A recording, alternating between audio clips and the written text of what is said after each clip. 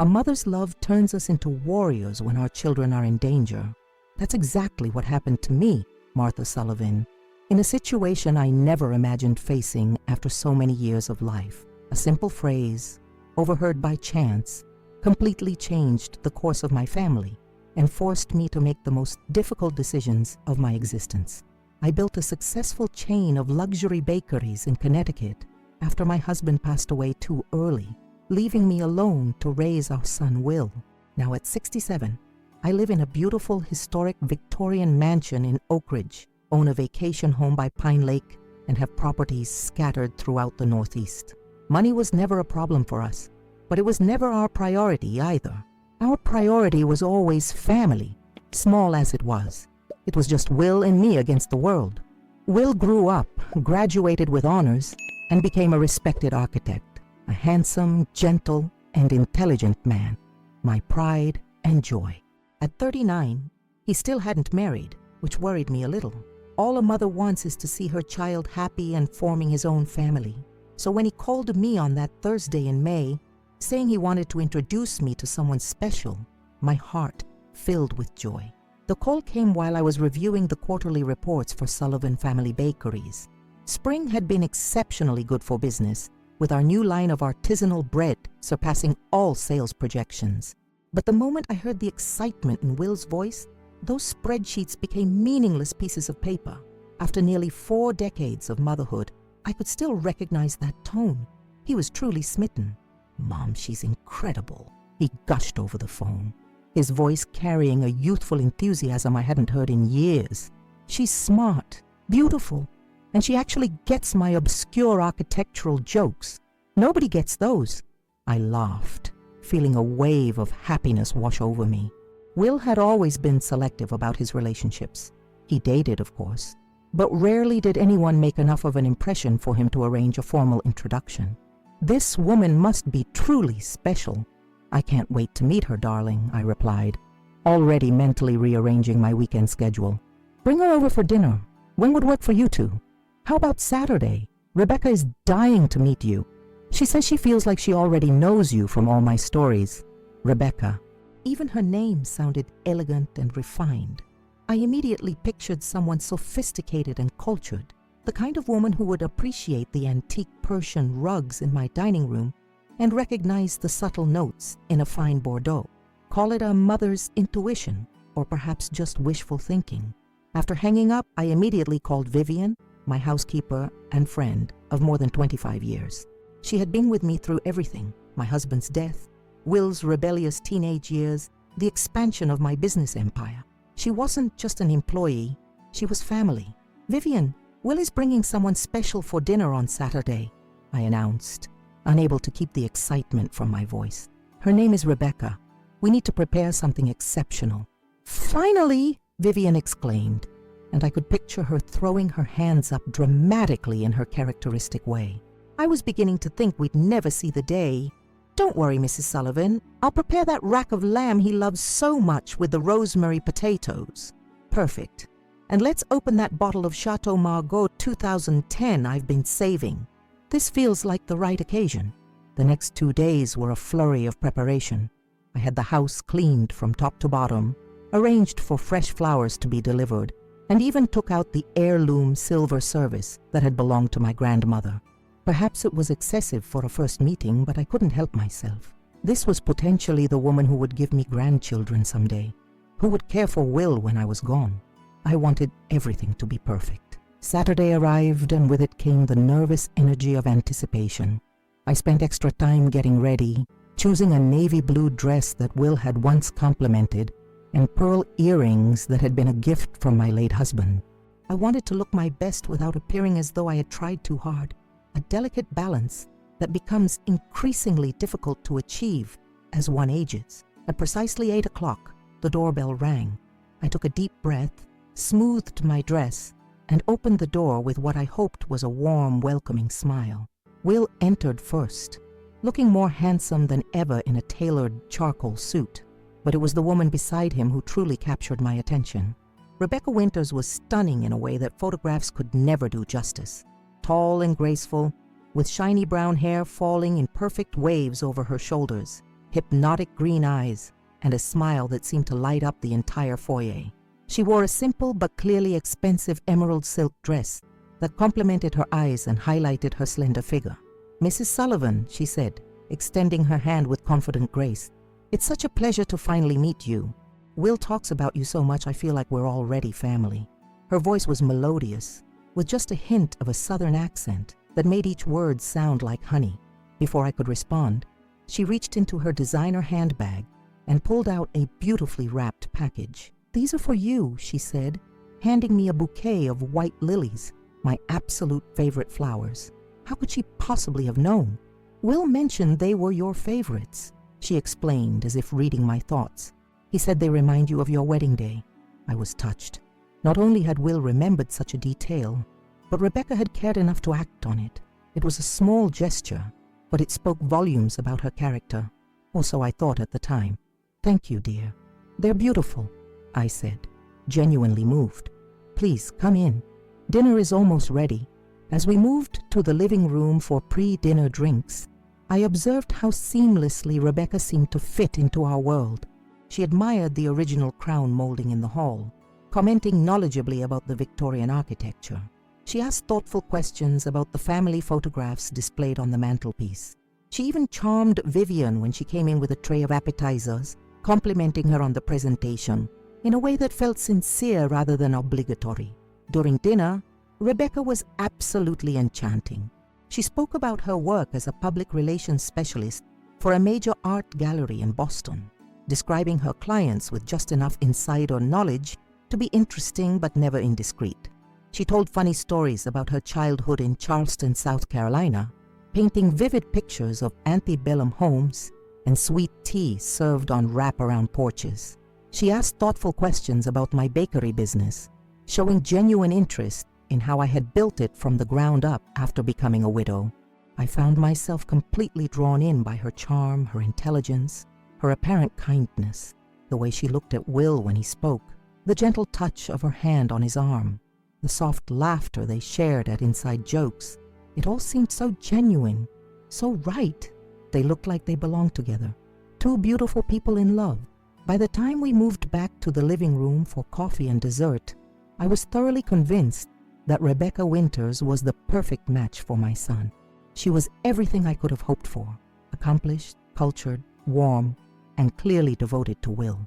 "Mom," Will said, taking Rebecca's hand as they sat together on the sofa, "we have something to tell you." His eyes shone with happiness, and I already knew what was coming.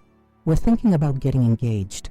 We don't have a date yet, but we wanted your blessing before anything else." For a brief second, just a fleeting moment that passed so quickly I almost missed it, I thought I saw something strange flicker across Rebecca's face when he mentioned engagement.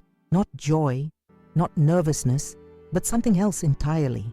But it was gone before I could identify it, replaced by a radiant smile as she looked at Will with apparent adoration. "You have my blessing, of course," I replied, my heart full. "Will deserves all the happiness in the world." Rebecca rose from the sofa and embraced me warmly, her eyes seemingly moist with emotion. "Thank you, Mrs. Sullivan. I promise to make your son very happy." The rest of the evening proceeded in a blur of celebration. Will opened the special bottle of champagne he had brought, and we toasted to their future together.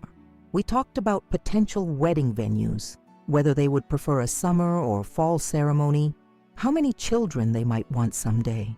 It was a perfect evening, filled with laughter and hope and possibilities. When they left around midnight, I stood at the door waving goodbye, watching as Will helped Rebecca into his car with such tender care. My heart was full of hope and gratitude. Finally, after all these years, my son had found someone worthy of his love, or so I believed. What I didn't know then, what I couldn't have imagined in my wildest nightmares, was that this perfect evening was about to become the prelude to the most harrowing chapter of our lives. Because sometimes the most important words we'll ever hear are those not meant for our ears. Rebecca asked to use the bathroom before they left, while Will waited in the car. And that's when everything began to unravel in ways I never could have anticipated. After Rebecca asked to use the bathroom before they left, with Will waiting in the car, I began tidying up the living room. still floating on the happiness of the evening. The dinner had gone better than I could have hoped. My son had found someone special, and she seemed to be everything I could have wished for him. Intelligent, kind, accomplished, and clearly in love with Will. I was gathering the champagne flutes when Vivian approached me, her expression unreadable. "The dinner was lovely," I said, placing the glasses on the silver tray. "Rebecca is wonderful, don't you think?" Vivian hesitated before responding, fidgeting with the cloth napkin in her hands. "She's certainly charming, Mrs. Sullivan." Something in her tone made me look up. "But nothing concrete," Vivian admitted, lowering her voice. "Just an old woman's instinct, perhaps. There was something about the way she looked at your Tiffany vase collection, your antique silverware, almost like she was appraising them." I laughed softly, shaking my head. "She has a background in art, Vivian. Of course she'd appreciate fine things." "I suppose you're right," Vivian conceded, but I could tell she wasn't entirely convinced. Before I could press her further, I heard Rebecca's heels clicking across the marble foyer. I greeted her with a warm smile as she emerged, her makeup and hair still flawless despite the late hour. "Thank you again for such a wonderful evening," she said, embracing me with what seemed like genuine affection. "I hope we'll be seeing much more of each other from now on." "Nothing would make me happier," I replied, and I meant it. I stood at the door, watching as she walked down the path to Will's waiting car. The moonlight caught the highlights in her chestnut hair, and I could see Will's face light up as she approached. They truly did make a beautiful couple. After closing the door, I turned to find Vivian staring at something on the antique armchair in the foyer. "What is it?" I asked, moving closer. "A phone," Vivian replied, pointing to a sleek smartphone half hidden between the cushion and armrest. "I believe Miss Winters left it behind." I picked up the device, its matte black case cool against my fingers. "I'll call Will to let him know she forgot her phone," I said, already reaching for my own phone in my pocket. But before I could dial, Rebecca's phone lit up with an incoming call. A name flashed across the screen. Tommy, probably her brother, I thought, remembering she had mentioned a sibling during dinner. Should I answer? I hesitated, not wanting to invade her privacy. Vivian shrugged. They might be worried about her. I nodded and was about to swipe to answer when Vivian reached for the phone. "Let me," she offered. "I'll explain that Miss Winters left her phone at your house." Vivian took the device, but in her haste, accidentally hit the speaker button instead of answering normally. The voice that filled our foyer was male, young, and disturbingly casual. "So how did it go?" the voice demanded without preamble. "Did the old hag like you?" Vivian and I froze, staring at the phone in shocked silence. The voice continued, unaware of who was listening. "Rebecca, are you there? I want to know how it went with the rich mother-in-law." Vivian's finger jabbed at the screen, ending the call. We stared at each other, the elegant foyer suddenly feeling colder, the shadows deeper. My mind raced to find an innocent explanation. Perhaps it was a crude joke from an immature friend. Perhaps this Tommy person had a terrible sense of humor. "Maybe it's nothing," I said, more to convince myself than Vivian. "Maybe," Vivian replied, but her tone conveyed her doubts. I placed the phone carefully on the side table. "I'll return it tomorrow. No need to mention the call." Vivian nodded, but her usual warm expression had been replaced by something more guarded. "Will you be all right, Mrs. Sullivan? Do you want me to stay tonight instead of going home?" No, I assured her. "Go home to your grandchildren. I'm just being silly about a thoughtless comment." After Vivian left, I found myself unable to sleep. The voice on the phone kept echoing in my mind. Old hag, rich mother-in-law, such deliberate cruelty, such calculating coldness. It couldn't be a simple misunderstanding, could it? I tossed and turned until dawn began to lighten the sky. Finally giving up on sleep, I put on my robe and slippers and headed downstairs to make some tea. Perhaps in the light of day, things would seem less ominous. The morning was unusually beautiful, with golden sunlight filtering through the garden trees. On impulse, I decided to take my tea outside and enjoy the rose garden that had been my husband's pride and joy, which I had meticulously maintained in his memory. I had just settled on the white wrought iron bench when I heard a car pull into my driveway. Curious, I rose and walked toward the side gate that offered a view of the front of the house, while keeping me hidden behind a trellis of climbing roses. It was a sleek, black Audi I didn't recognize. The driver's door opened, and to my surprise, Rebecca stepped out, looking significantly different from the night before. Gone was the elegant dress, replaced by tight jeans and a leather jacket. Her carefully styled waves were now pulled back in a severe ponytail, and dark sunglasses covered her eyes despite the early hour. She glanced around furtively before walking to my front door. I remained hidden, watching as she rang the doorbell. When no one answered, since I was in the garden, she muttered something under her breath and began looking under the decorative planters beside the door, presumably for a spare key. Finding none, she sighed in frustration and pulled out a phone. Not the one she had left behind, but another. She dialed quickly and began pacing as she waited for an answer. "It's me," she said, her voice carrying clearly in the quiet morning air. "I left my damn phone at her place last night, the real one with all my contacts. Yes, I know it was stupid." She paused, listening to whoever was on the other end. Then she laughed, a harsh, brittle sound, nothing like the melodious laughter I'd heard the night before. "No, it went perfectly. I met the ugly old woman. She fell for everything, the flowers, the compliments, the whole act. Total sucker, just like her son. I want to take the inheritance from those idiots right away, but you're right. We need to be patient." My blood ran cold. Every word felt like a physical blow, knocking the breath from my lungs. I gripped the trellis for support, the thorns digging into my palm, but I barely felt the pain. "The son is completely besotted," she continued, unaware of my presence. "Talking about engagement already. Can you believe it? Easier than we thought. And the mother's loaded. Sullivan Family Bakeries is worth millions, plus the real estate. Once I'm married, it'll just be a matter of time." She listened again, then laughed that same cold laugh. "Don't worry about Will. A few months of my special herbal tea, and he'll start having mysterious health problems. By the time doctors figure it out, if they ever do, I'll be a grieving widow with a hefty inheritance." The world seemed to tilt on its axis. I felt dizzy, disoriented, as if I'd stepped into some terrible alternate reality. This couldn't be happening. Not to Will, not to my son. "I better go before someone sees me," Rebecca was saying. "I'll try the back door. Rich people always leave something unlocked." I backed away from the trellis, moving as quietly as possible toward the kitchen door. I needed to get inside before she came around to the back of the house.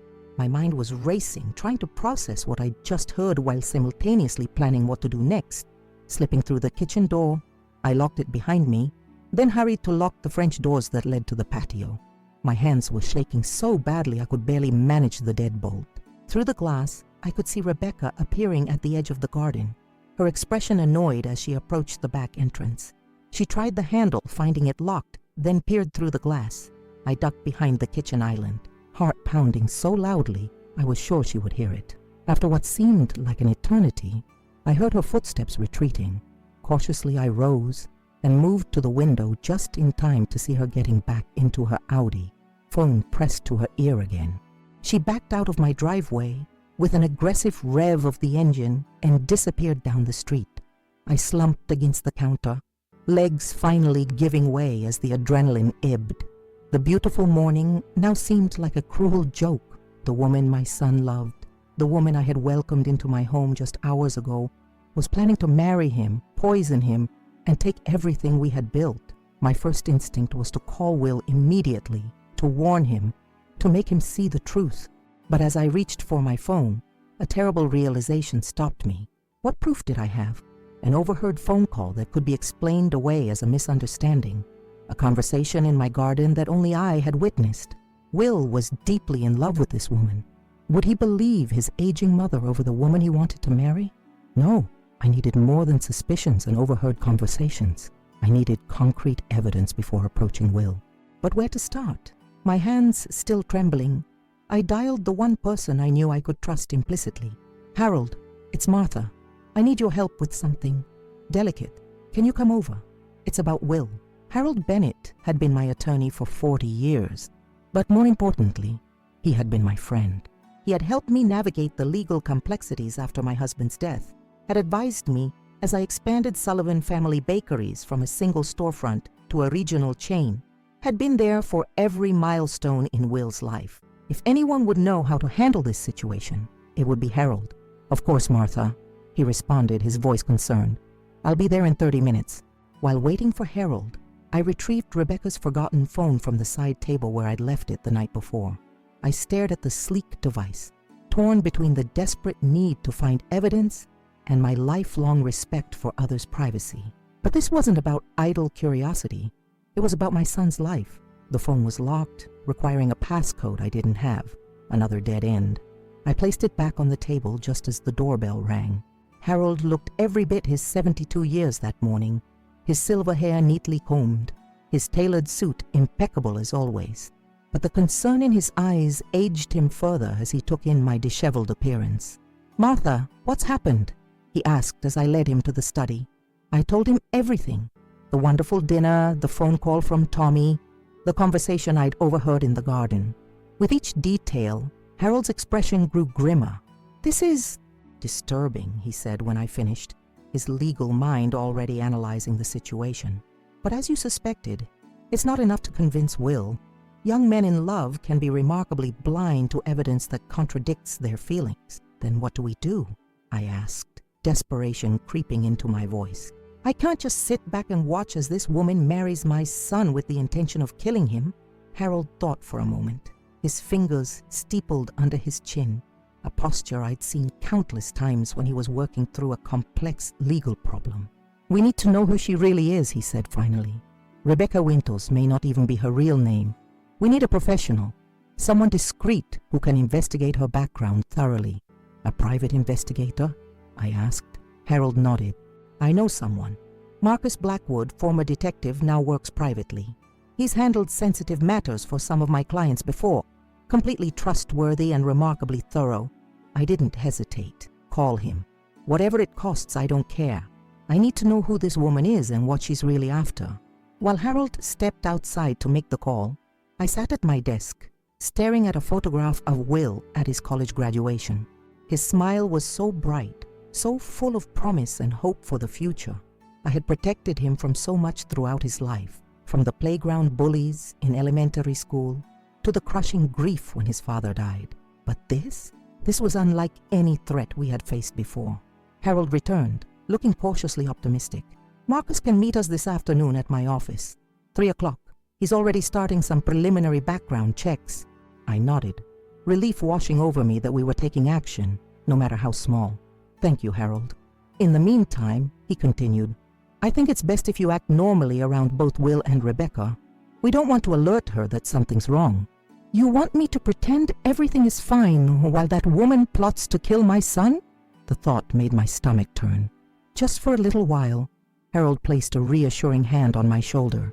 "Just until we have something concrete. If she suspects we're onto her, she might disappear, or worse, accelerate her plans." I knew he was right, but the thought of facing Rebecca again, of smiling and pretending I hadn't heard her true intentions, seemed almost impossible. Yet for Will's sake, I would do it. I would do anything. "There's one more thing," I said, remembering a detail from Rebecca's phone conversation. She mentioned something about special herbal tea causing health problems. "I need to make sure Will isn't already being poisoned." Harold's expression darkened. "We should have him checked by a doctor, but discreetly. Someone who won't raise alarm bells with Will." "Dr. Sarah Chen," I said immediately. "She's been Will's physician for years. He trusts her and she's discreet." "Perfect. Call her, explain the situation, see if she can run some toxicology tests without alerting Will to our concerns." As Harold prepared to leave, he paused at the study door. "Martha, we'll get through this. We'll protect Will." I nodded, trying to draw strength from his confidence. "We have to. He's all I have." After Harold left, I sat alone in my study, the quiet of the house suddenly oppressive. The beautiful home that had always been my sanctuary now felt tainted by Rebecca's presence, by her cruel words, by the threat she posed to everything I held dear. But beneath my fear and shock, another emotion was taking root, one that surprised me with its intensity. Anger. Pure, righteous anger that this woman thought she could waltz into our lives and destroy them for her own gain.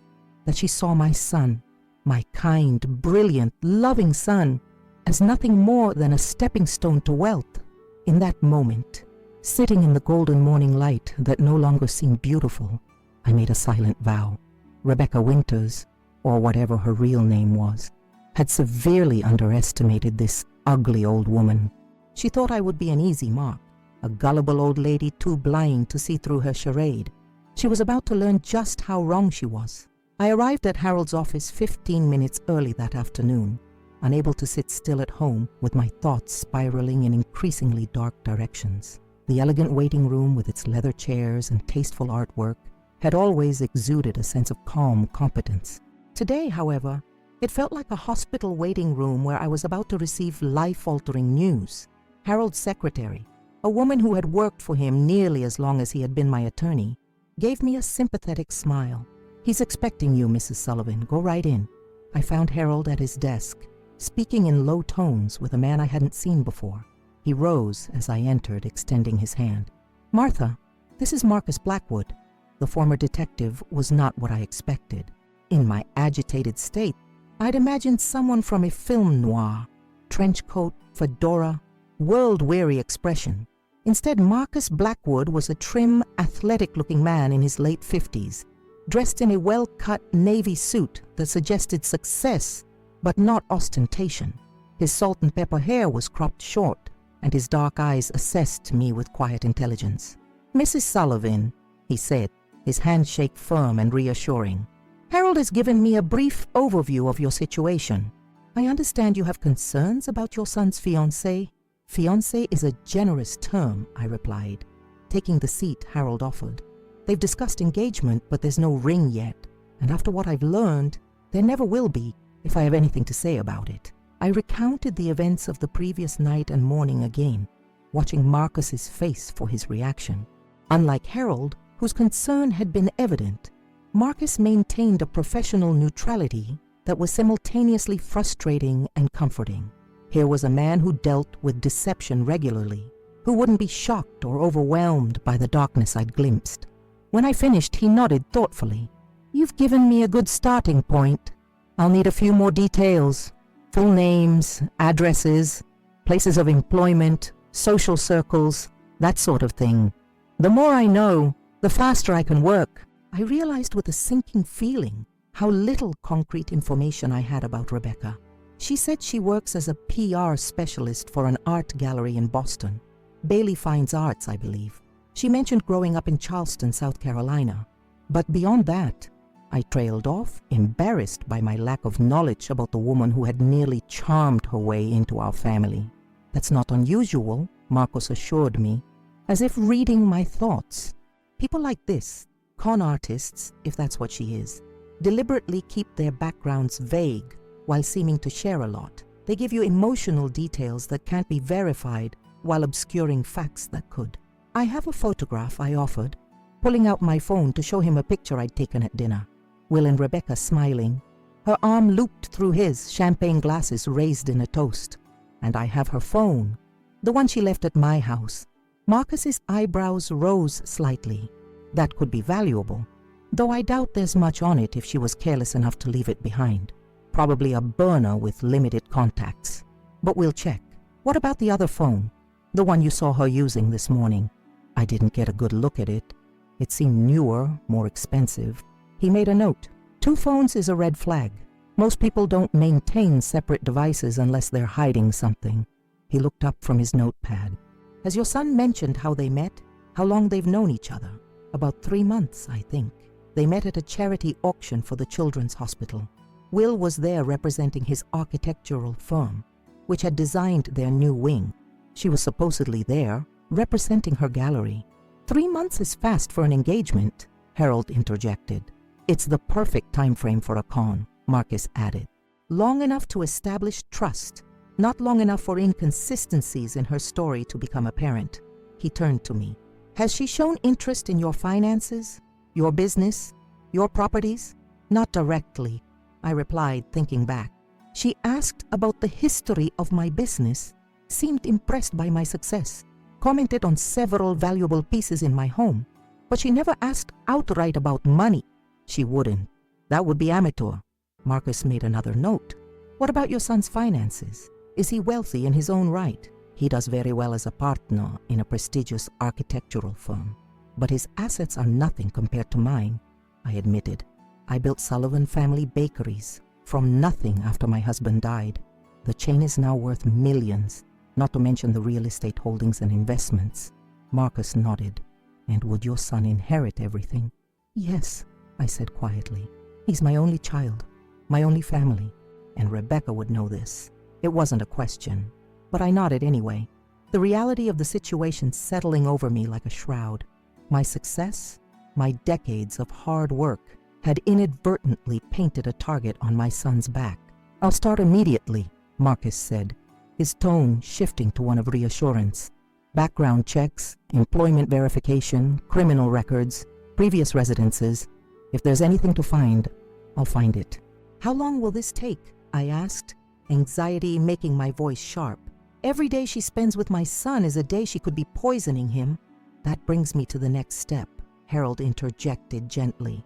While Marcus investigates Rebecca's background, we need to make sure Will isn't already being harmed. Did you contact Dr. Chen? Yes, she's agreed to see Will tomorrow. I told him I'd scheduled us both for routine physicals and asked if he'd go with me for moral support. He agreed without question. Good, Harold nodded.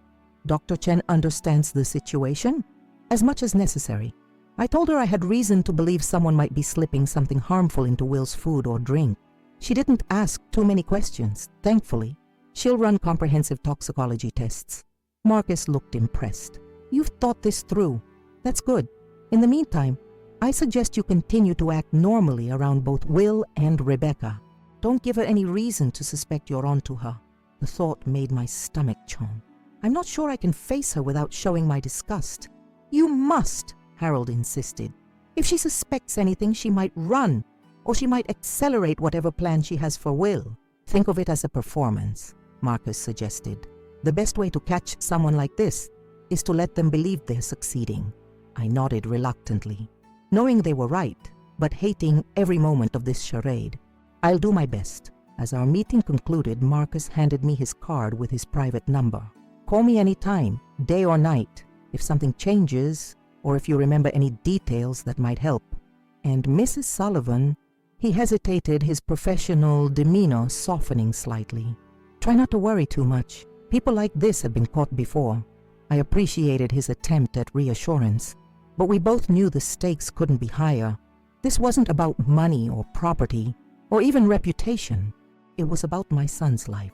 The next morning found me in Dr. Chen's waiting room, thumbing absently through a magazine, while keeping one eye on the door for Will's arrival.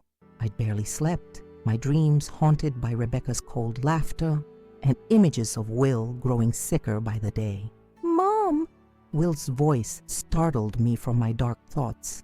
He crossed the waiting room with his characteristic energy, bending to kiss my cheek before dropping into the chair beside me. Sorry I'm a few minutes late. The conference call with our Tokyo clients ran long. Looking at him, his bright smile, his clear eyes, his healthy complexion, it was hard to believe he could be in any danger. But hadn't Rebecca said she was just beginning her plan? The mysterious health problems were yet to come. Thanks for coming with me, I said, squeezing his hand. You know how I hate these checkups. Of course. Though I still don't understand why you suddenly decided we both needed physicals in the same week. I had prepared for this question. I realized after meeting Rebecca that I want to be around for a long time yet. Maybe even see some grandchildren someday. That means taking better care of my health. Will's face softened. You really like her, don't you?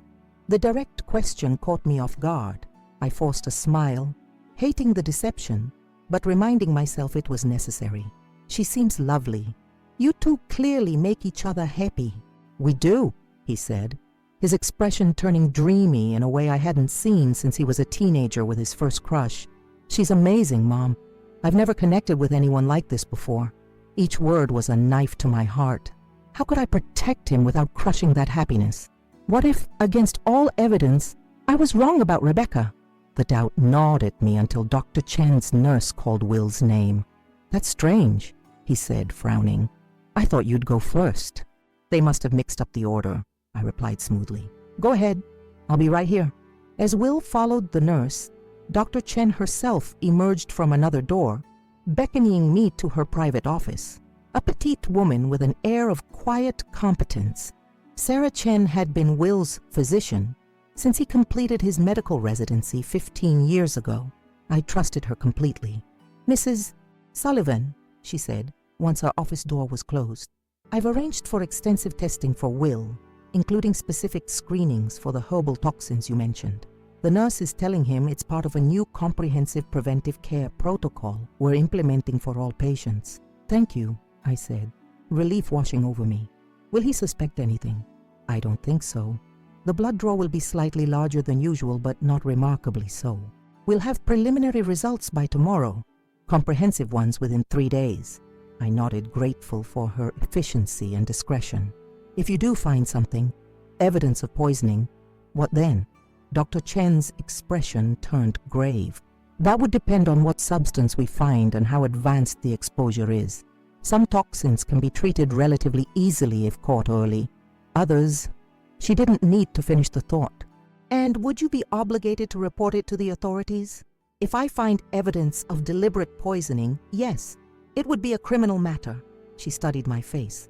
"Mrs. Sullivan, are you absolutely certain about this? These are serious accusations." I heard her with my own ears, planning to give him special herbal tea that would cause mysterious health problems.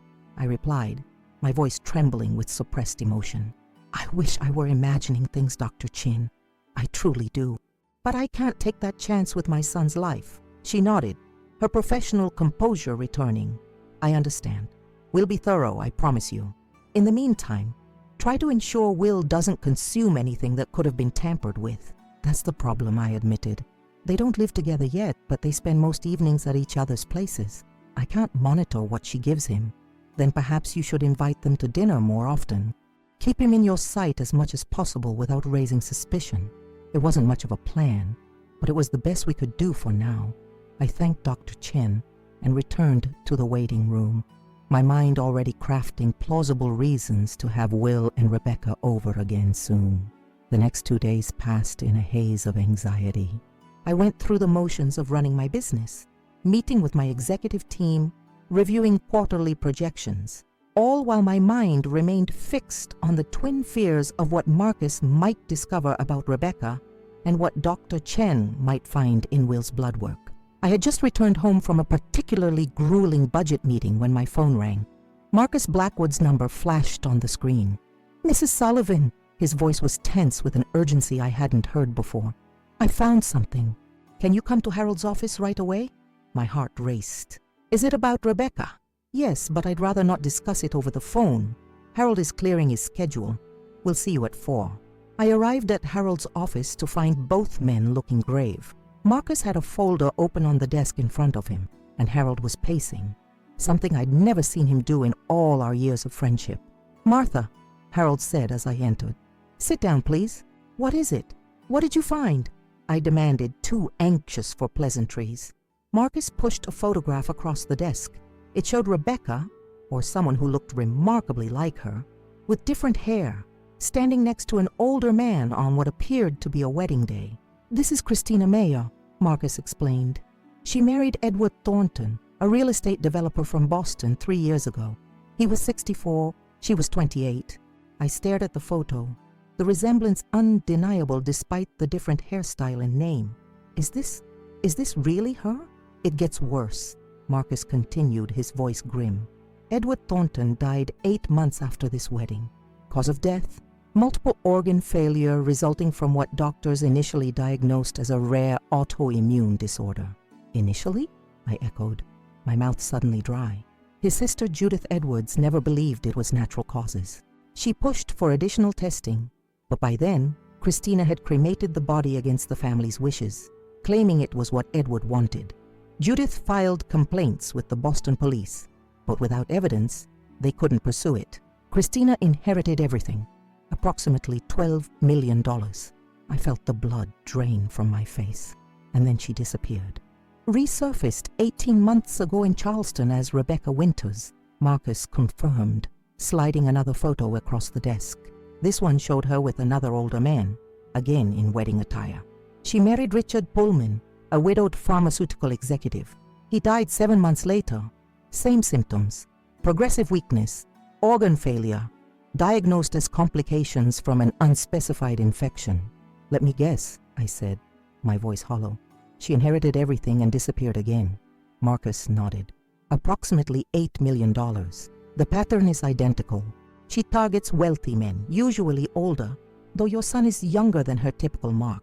She moves quickly to marriage, begins administering some kind of slow-acting poison that mimics natural illness, collects the inheritance, and vanishes. The room seemed to spin around me. This wasn't just a con artist looking for a wealthy husband. This was a serial killer who had set her sights on my son. We need to go to the police, I said, already reaching for my phone. It's not that simple, Harold cautioned. We have circumstantial evidence of a pattern, but nothing directly linking her to the deaths. No toxicology reports, no physical evidence. But what about what I heard her say? About the tea, about causing health problems? Hearsay, Harold said gently. It wouldn't be enough for an arrest, especially given her resources and likely connections. Then what do? I demanded, panic rising in my throat. I can't just sit back and wait for her to kill my son. Before either man could respond, my phone rang. Dr. Chen's number. I have to take this, I said, my hand shaking as I answered. Dr. Chen? Mrs. Sullivan. Her voice was tight with professional concern. We've received Will's preliminary toxicology results. I need you to come to my office immediately. And Mrs. Sullivan, come alone. I rushed to Dr. Chen's office, leaving Marcus and Harold to continue their investigation. My mind raced with terrible possibilities during the entire drive. The urgency in Dr. Chen's voice had left no doubt that she had found something alarming in Will's blood work, confirming my worst fears. The medical building seemed eerily quiet as I hurried through the corridors to Dr. Chen's private office. Her receptionist must have been expecting me, because she immediately ushered me through without a word. Dr. Chen was waiting behind her desk, several medical reports spread out before her, her usually composed face etched with concern. Mrs. Sullivan, please sit down, she said, gesturing to the chair across from her. Just tell me, I demanded, remaining standing. Is she poisoning him? Dr. Chen nodded grimly.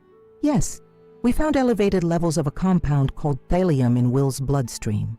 It's not immediately life-threatening at the current concentration, but it's significantly above what we would consider normal or safe. My legs finally gave way, and I sank into the offered chair. Thallium? What is that? It's a heavy metal, historically used as a rat poison, until it was banned in most countries because of its toxicity to humans, Dr. Chen explained, her clinical tone doing little to soften the horror of what she was describing. In small doses over time, it causes symptoms that can mimic many other conditions: weakness, hair loss, nerve damage, gastrointestinal issues. It's often called the poisoner's poison because it's so difficult to detect without specifically testing for it. And you're certain it's not from some environmental exposure, his work site or something. The levels are too high for accidental exposure, and the pattern suggests a repeated intentional administration. She hesitated, then added, I've already reported my findings to the authorities, as required by law. A detective will be contacting you. I felt a momentary panic. No, please, you can't. If she finds out we're investigating her. I understand your concern, but I had no choice legally.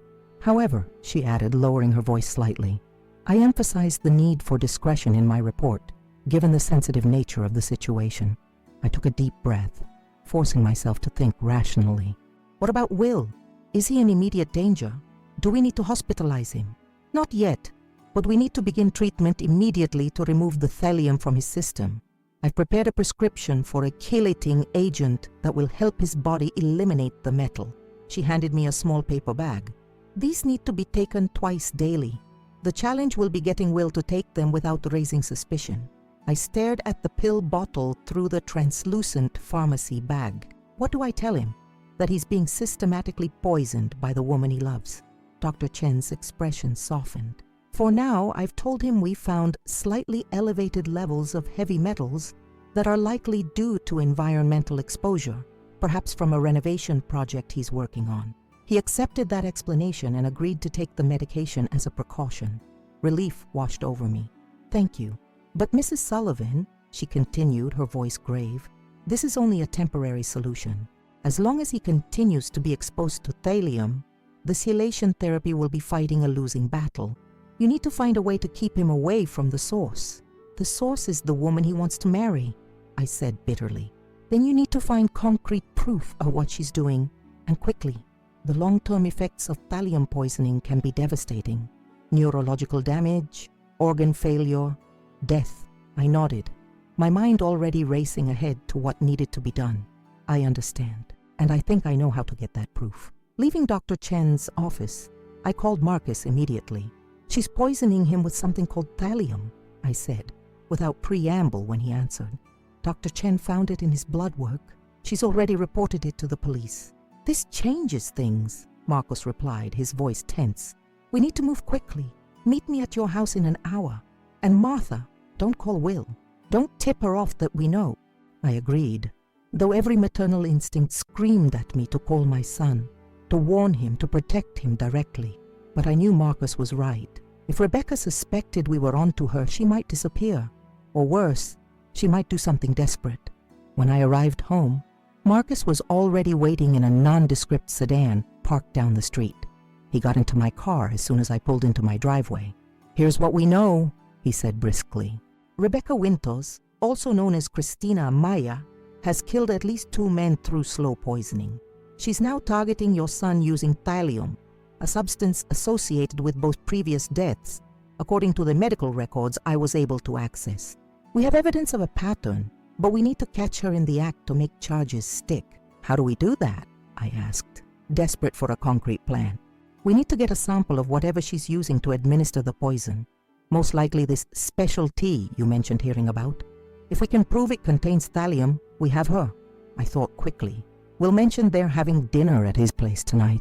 She often brings over her tea and makes it for both of them, though she claims to drink it herself.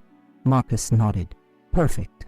We need to get into his house when they're not there and get a sample of that tea. Breaking and entering, I asked, momentarily taken aback. Not if you have a key, Marcus pointed out. You do have a key to your son's house, don't you? I did.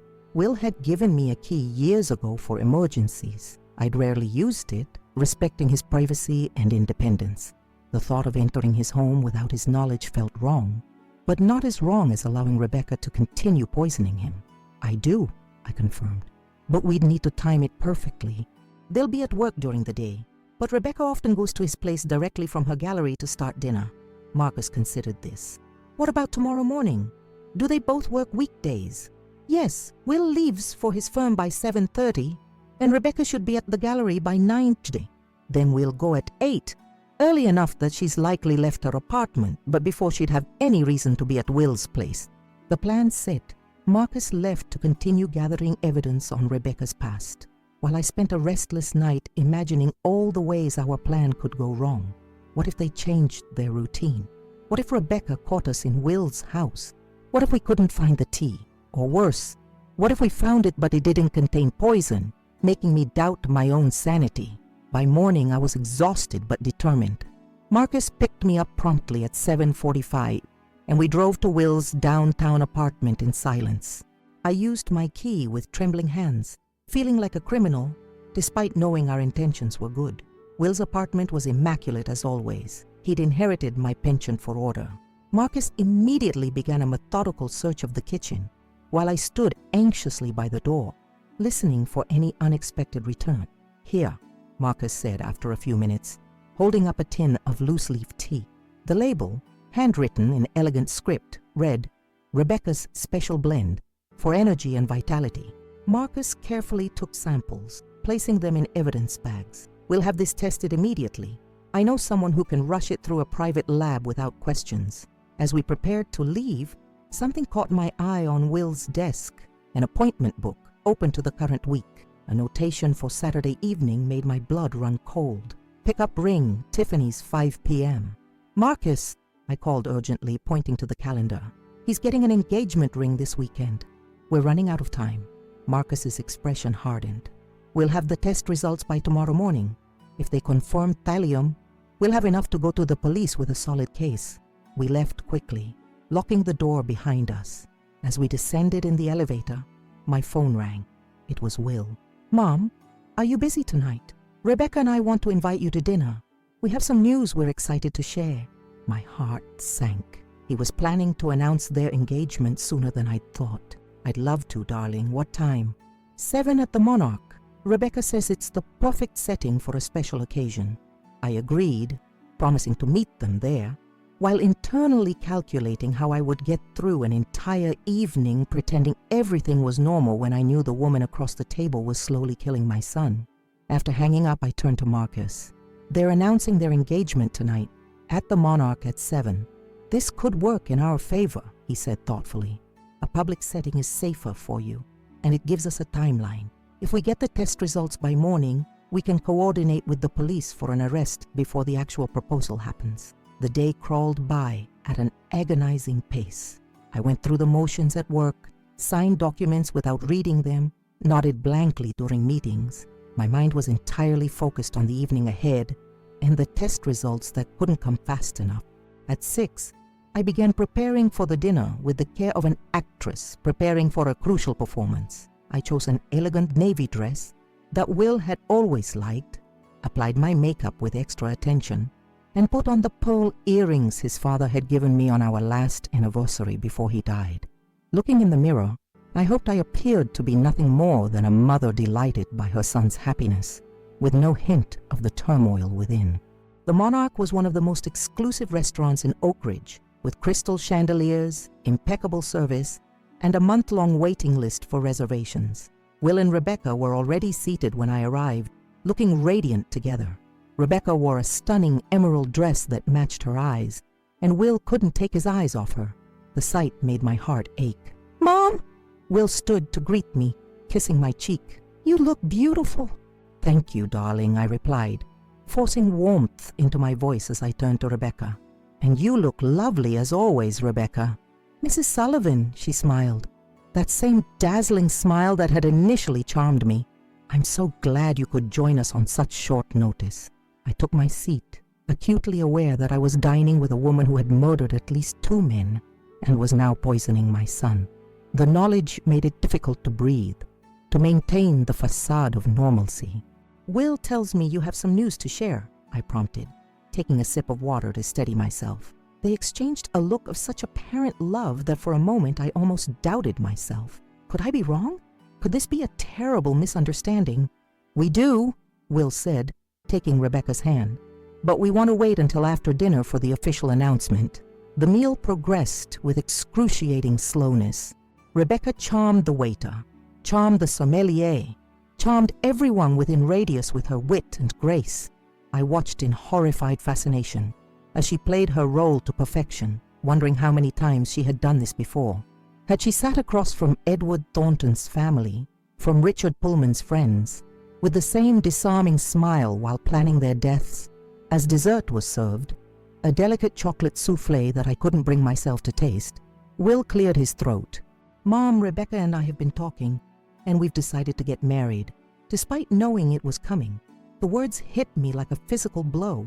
I forced a smile, reaching across the table to squeeze his hand. "That's wonderful news, darling." "I haven't given her the ring yet," he continued excitedly. "That's happening Saturday night, but we wanted you to be the first to know." Rebecca beamed at me. "We're hoping for a June wedding, small and intimate, just family and close friends." The irony was almost unbearable. She spoke of family while systematically destroying mine. She discussed a future she never intended Will to see.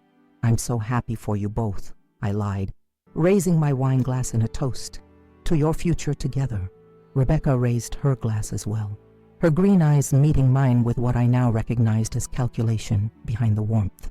"And to family," she added, "the greatest treasure of all." As we clinked glasses, my phone vibrated in my purse. Excusing myself to use the restroom, I checked the message once I was safely out of sight. It was from Marcus. "Test positive for thallium. High concentration. Police notified. Detective Lawrence will contact you in the morning. Do not confront her." Relief flooded through me, followed immediately by renewed anxiety. We had proof, but Will was still in danger for one more night. As I returned to the table, I found Rebecca alone, Will having stepped outside to take a work call. He's always working, even at dinner, she said, with an affectionate sigh. I suppose I'll have to get used to that. You seem very understanding, I replied carefully. She shrugged elegantly. It's part of loving someone, isn't it? Accepting them as they are. Is that what you did with Edward Thornton and Richard Pullman? The words slipped out before I could stop them, born of exhaustion and fear and growing anger. Rebecca's expression froze, her smile becoming fixed. I'm sorry. I realized my terrible mistake immediately, but there was no taking it back. Your previous husbands, I continued, my voice barely above a whisper, the ones you poisoned. The transformation was immediate and chilling, the warm light in her eyes extinguished, replaced by a cold, hard glint. Her smile remained, but it no longer reached her eyes. Mrs. Sullivan, she said softly, leaning forward slightly. I have no idea what you're talking about, but I suggest you be very careful with such creative accusations. I know what you're doing to Will, I pressed on, unable to stop now that I'd started. The thallium in his system, the same poison you used on the others. Rebecca sat back, her posture relaxed but her eyes alert. Will is returning any moment. Do you really want to upset him with these bizarre delusions? He already worries about your age, you know. Wonders if you might be experiencing some cognitive decline. The casual cruelty of the statement stunned me momentarily. She'd clearly prepared this defense. Perhaps I'd already been planting seeds of doubt in Will's mind about my mental acuity. The police have been notified, I said, regaining my composure. They're coming for you. For just an instant, fear flickered across her perfect features. Then Will appeared, sliding back into his seat with an apology for the interruption. Sorry about that. Crisis with the Chicago project. He looked between us, sensing the tension. Everything okay? Perfect, Rebecca replied, her warm persona slipping back into place seamlessly. Your mother was just telling me how excited she is for the wedding. Will beamed, oblivious to the silent battle being waged across the table. I was thinking we could look at venues next weekend. There's a beautiful place by Pine Lake that would be perfect for a summer ceremony. As he continued discussing wedding plans with infectious enthusiasm, I watched Rebecca closely. The mask was firmly back in place, but I had glimpsed what lay beneath, and now she knew that I knew. The question was, what would she do next? The remainder of dinner passed in a haze of strained smiles and forced conversation. Rebecca maintained her charming facade with practiced ease, while I struggled to keep my composure, knowing I had tipped my hand too early. Will, caught between us, sensed something was amiss, but attributed it to wedding jitters. As we said our goodbyes in front of the monarch, Rebecca embraced me with theatrical warmth. We'll talk more about wedding plans soon, she said, her voice honey-sweet, but her eyes cold as winter. Perhaps over tea at your place. The implied threat wasn't subtle. I merely nodded, unable to trust my voice. Will kissed my cheek, promising to call the next day, and I watched them walk away arm in arm, fear clutching at my heart. I had made a terrible mistake confronting her, and now she knew I was onto her. What would she do? Accelerate her poisoning of Will? Disappear into the night with a new identity? Or perhaps turn her attention to me, the meddling mother who threatened her plans? I drove home in a daze, hands trembling on the steering wheel. The moment I entered my house, I called Marcus. I've done something terrible, I confessed, the words tumbling out in a rush. I confronted Rebecca at dinner. I told her I knew about the thallium, about her previous husbands. I don't know what came over me. His sharp intake of breath told me all I needed to know about the magnitude of my error. Where are Will and Rebecca now? He demanded. They left the restaurant together. They're probably going to his apartment. Stay where you are. Lock your doors. I'm calling Detective Lawrence immediately to expedite the arrest warrant. We can't wait until morning now. I paced my foyer after hanging up, too agitated to sit still. Had I endangered my son further with my impulsive confrontation? The rational part of my mind knew I should have waited, should have let the police handle everything. But sitting across from that woman, watching her plan a future with my son while systematically poisoning him, it had been too much to bear. My phone rang, startling me from my thoughts. It was Will. Mom, are you home? His voice sounded strange, tight and formal in a way that wasn't like him at all. Yes, darling, is everything all right? We need to talk. Rebecca and I are coming over. Before I could respond, he hung up. My blood ran cold. What had she told him? Had she managed to twist my accusations around, painting me as a jealous, unstable old woman who couldn't bear to see her son happy? I called Marcus again immediately.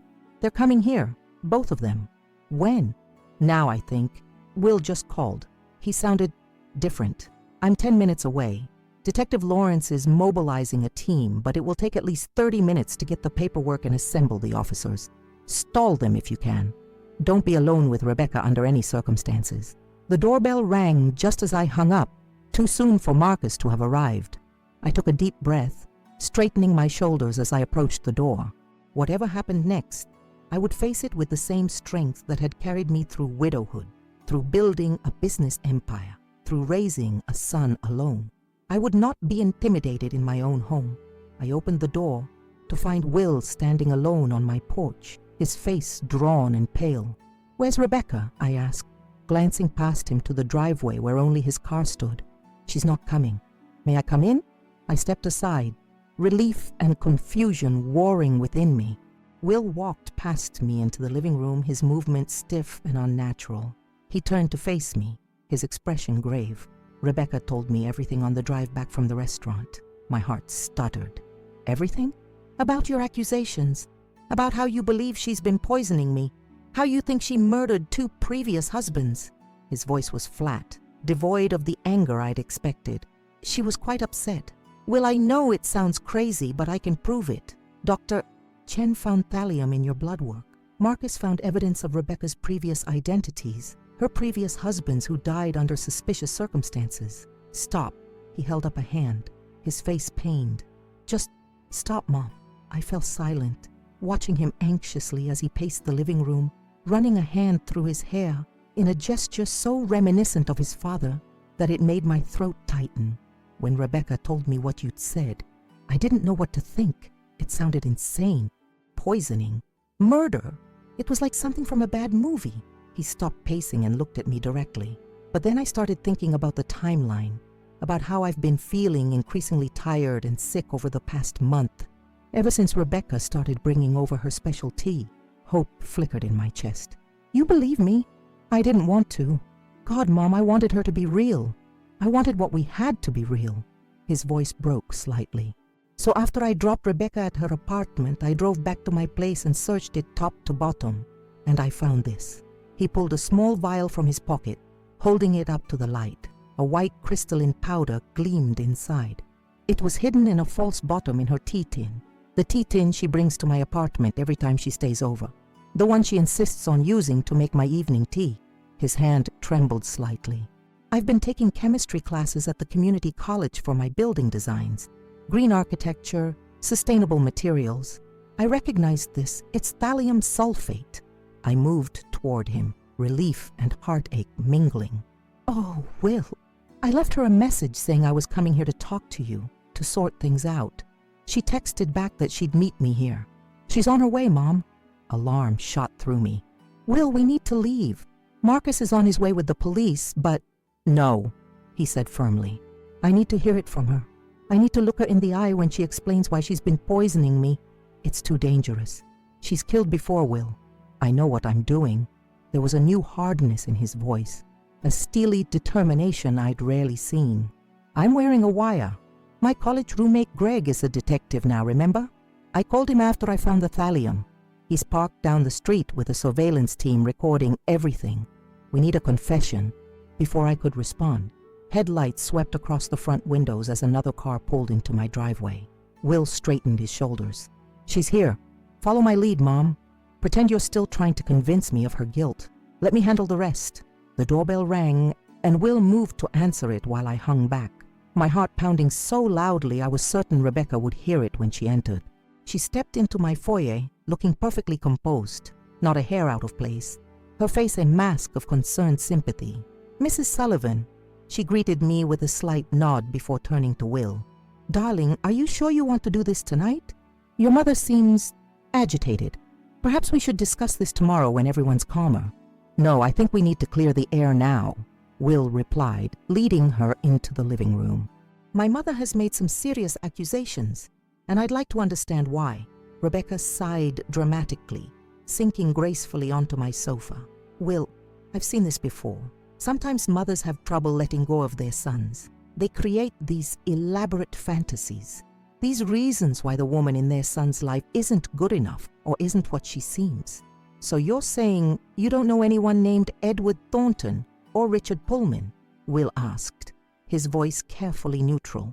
I saw the minute tightening around Rebecca's eyes, the only indication that the names had registered. No, should I? She replied smoothly. Are they friends of your mother's? They were your husbands, I interjected, unable to help myself. Both dead within a year of marrying you. Both poisoned with thallium. Rebecca turned to me, her expression one of exaggerated concern. Will, I'm worried about your mother. These delusions. They're not delusions, Rebecca. Will cut in, his voice harder now. Or should I call you Christina? The change in Rebecca was subtle, but unmistakable. She sat straighter, her eyes narrowing slightly as she assessed the situation anew.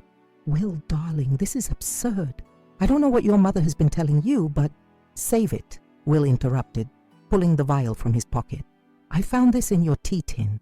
It's thallium sulfate, the same substance Dr. Chen found in my blood work yesterday, the same poison found in the bodies of your previous husbands. For a moment, Rebecca said nothing, her calculating gaze moving from Will to me and back again. Then remarkably she smiled, a cold, empty expression that transformed her beautiful face into something alien and predatory. Well, she said softly, this is inconvenient. That's all you have to say? Will demanded, his voice shaking slightly. You've been poisoning me for weeks, and it's inconvenient that I found out. Rebecca shrugged elegantly, an oddly casual gesture given the circumstances. What would you prefer me to say, Will? That I'm sorry? I'm not. That I love you? I don't. You were a mark, nothing more. A rather lucrative one, given your mother's assets, but ultimately just business. The cold calculation in her voice made my skin crawl. This was the real Rebecca, or Christina, or whatever her name truly was. The mask had finally slipped completely. Why? Will asked, and I could hear the genuine pain beneath his anger. Why me? You were perfect, she replied matter-of-factly. Wealthy family, only child, no close relatives besides your mother, and so eager to fall in love, so desperate to believe that a beautiful woman could be genuinely interested in you. Men like you are so predictable. A few laughs at your jokes, some flattery about your work, and you're practically picking out wedding china. I moved to stand beside Will, placing a supportive hand on his arm. The casual cruelty of her words was clearly cutting him deeply, but he maintained his composure. And the poisoning? He pressed. Why not just marry me and file for divorce later? Rebecca laughed, a sound like breaking glass. Divorce gets messy. Courts, lawyers, splitting assets. Death is cleaner. A grieving widow inherits everything, no questions asked, especially when the death appears to be from natural causes. Thallium is perfect that way. Mimics so many other conditions if administered carefully. You've done this before, I said. Not a question, but a statement. Twice, she confirmed without a hint of remorse. Edward was first. Old, lonely, desperate for companionship. It was almost too easy. Richard was a bit more challenging. He had children who were suspicious from the start. But in the end, they couldn't prove anything. She smiled at the memory, as if recalling a particularly successful business deal rather than a murder. And what about me? I asked. Was I next after Will? Eventually, she nodded, but not right away. I would have waited a respectful period after Will's tragic illness claimed him. Perhaps a year, then a convenient accident. A fall down the stairs, perhaps. You're getting older, after all. People would understand. Her casual discussion of our murders sent chills down my spine, but I forced myself to maintain eye contact, to show no fear. You won't get away with it this time, Will said firmly. The police are on their way. We have your confession. Rebecca's smile never faltered. Do you? It's my word against yours. A distraught mother and a son manipulated by her delusions. I have no criminal record. No one can prove I purchased thallium. And that vial? You could have planted it yourself. Except for one thing, came a voice from the doorway. Marcus stood there, alongside a uniformed police officer and a man I recognized as Will's friend, Greg. "We have everything on tape. Your confession, your description of previous murders, your plans for future ones. It's over, Rebecca." She looked from Marcus to the officers, her expression hardening as she calculated her options. For a moment I feared she might try something desperate. Attack one of us, attempt to flee. But Rebecca was nothing if not pragmatic. She understood when a con had failed. "Well played," she said finally, directing her words to me rather than Will or the officers. "I underestimated you, Mrs. Sullivan. Most mothers would have confronted their sons immediately with no evidence. You were more methodical." "A mother protects her child," I replied simply, "no matter what it takes." As the officers moved forward to arrest her, reading her rights, Rebecca maintained her composure. No tears, no pleading, no dramatic declarations. She simply stood, smoothed her dress, and extended her wrists for the handcuffs with the air of someone mildly inconvenienced rather than facing life imprisonment. Just before they led her away, she paused, looking back at Will with something almost like curiosity. "I am sorry about one thing," she said. "The tea really was excellent quality, organic Darjeeling. The thallium just made it special." And then she was gone, escorted from my home between two officers, leaving behind a silence heavy with all that had happened and all that had nearly happened. Will sank onto the sofa, his face in his hands. I sat beside him, wrapping an arm around his shoulders as his body began to shake with silent sobs. "I loved her, Mom," he whispered brokenly. "God help me, I really loved her." "I know, darling." I held him close, as I had when he was a little boy with a scraped knee or a broken heart. Some wounds, I knew, took much longer to heal than others, but we had time now. Rebecca, or whoever she truly was, could no longer hurt him. Detective Lawrence arrived shortly after, along with a crime scene team to collect evidence. The next hours passed in a blur of statements and questions and photographs. By dawn, my living room had returned to normal, though it would never feel quite the same to me again.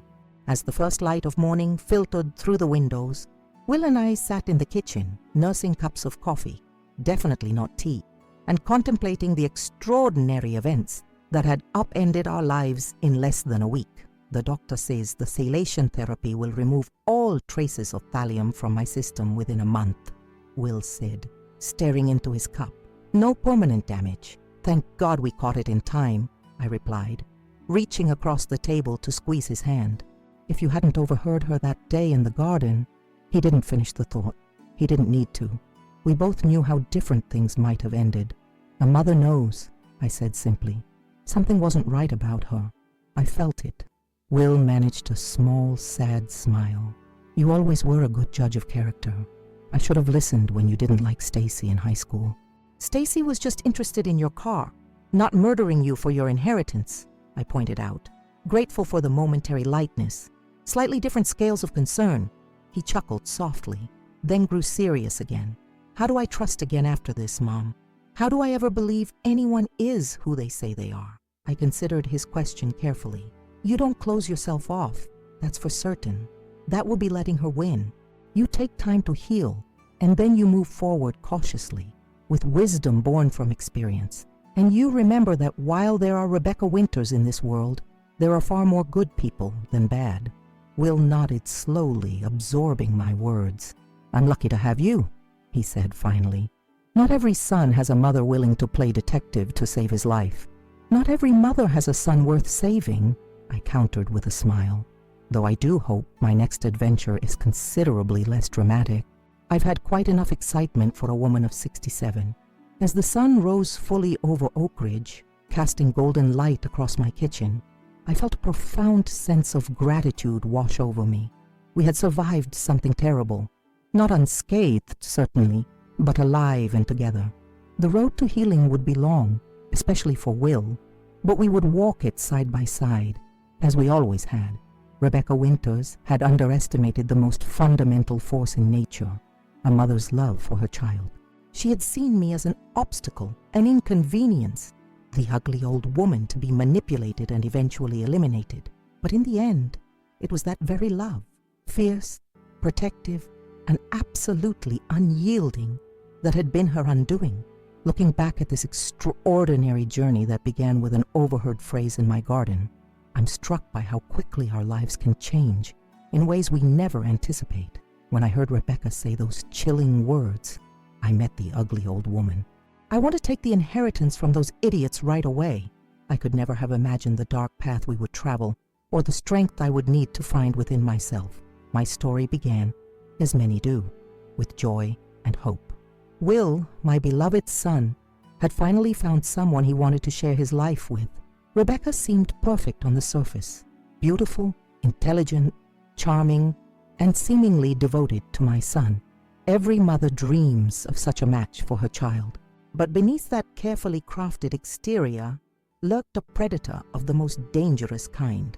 The investigation that followed revealed a pattern of calculated deception spanning years. Rebecca Winters, or Christina Maya, as she was previously known, had systematically targeted wealthy men, married them, poisoned them with thallium, and inherited their fortunes before disappearing to repeat her deadly scheme elsewhere.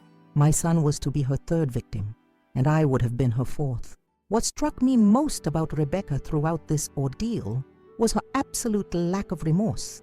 When finally confronted with her crimes, she displayed neither shame nor regret, only annoyance at being caught.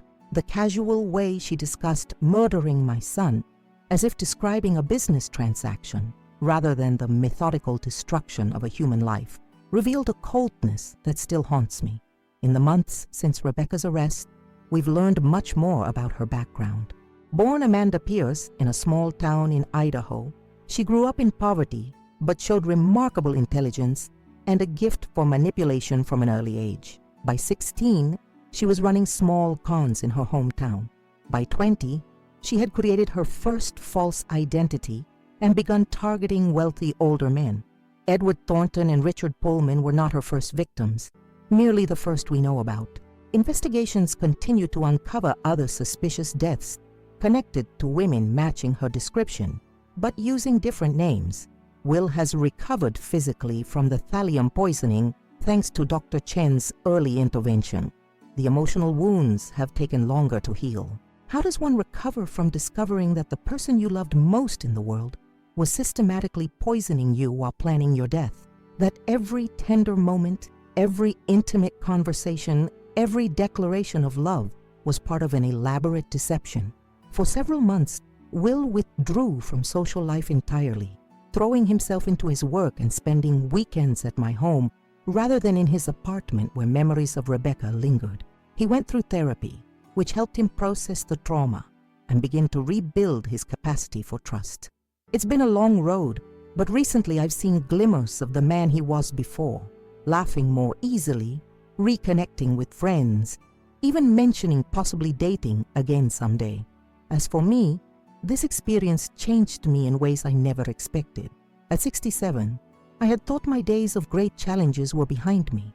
I had built my business, raised my son, and was settling into a comfortable later chapter of life. Instead, I found myself facing the greatest test of my strength and resolve, fighting for my son's life against an adversary who was beautiful, brilliant, and utterly ruthless. I discovered reserves of courage I didn't know I possessed.